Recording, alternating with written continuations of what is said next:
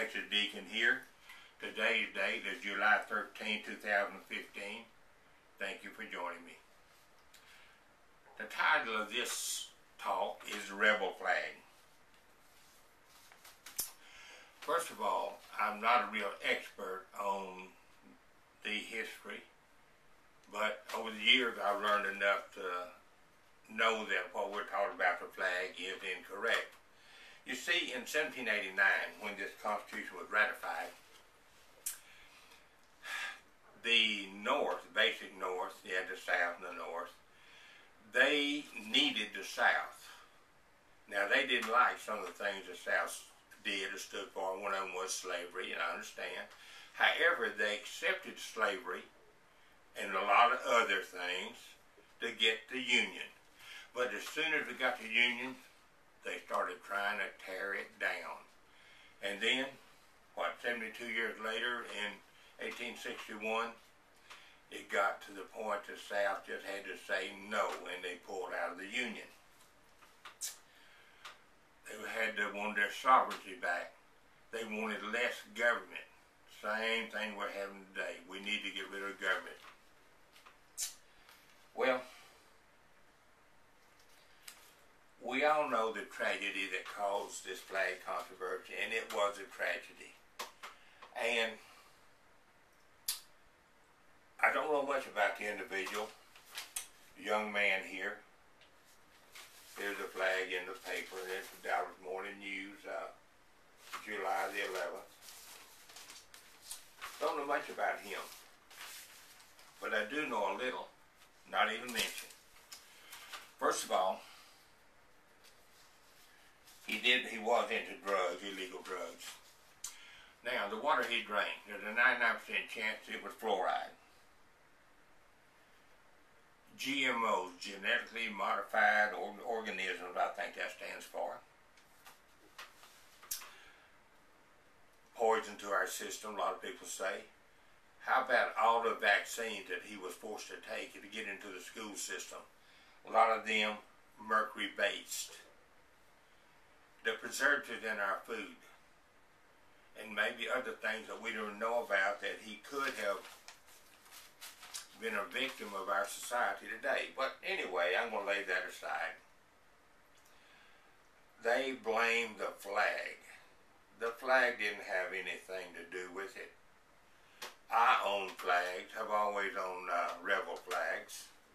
A couple of my new acquisitions, I love them.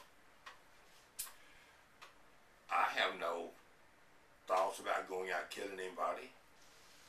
At least not unless they're attacking me, then it's a different story. They use this as an excuse to help tear down the South. They're always down on the South. They want to move here when they retire from up north, but they're always down on the South. What would have happened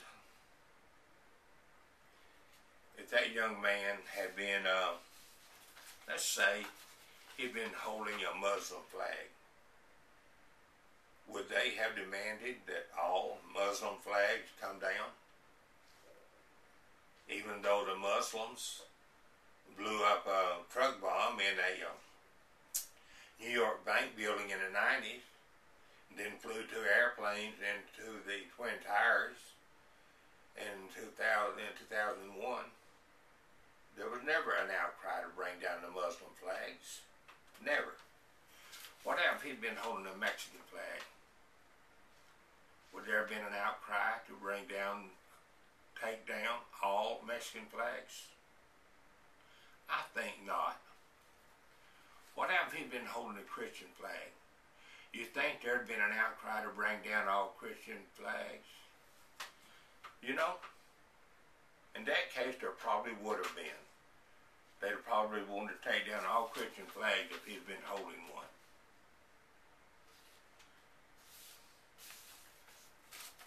People, this is just the tip of the iceberg. What we're seeing happen here with this flag,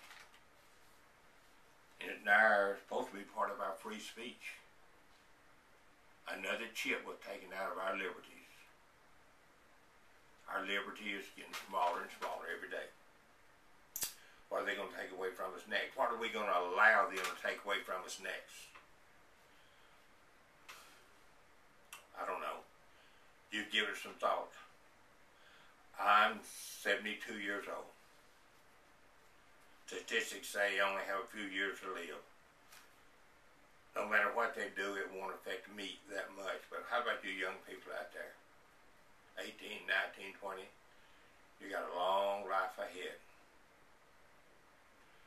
You may have to get involved in something to save this country.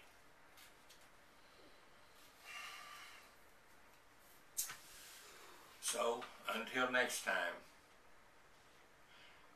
may God continue to bless and forgive the United States of America.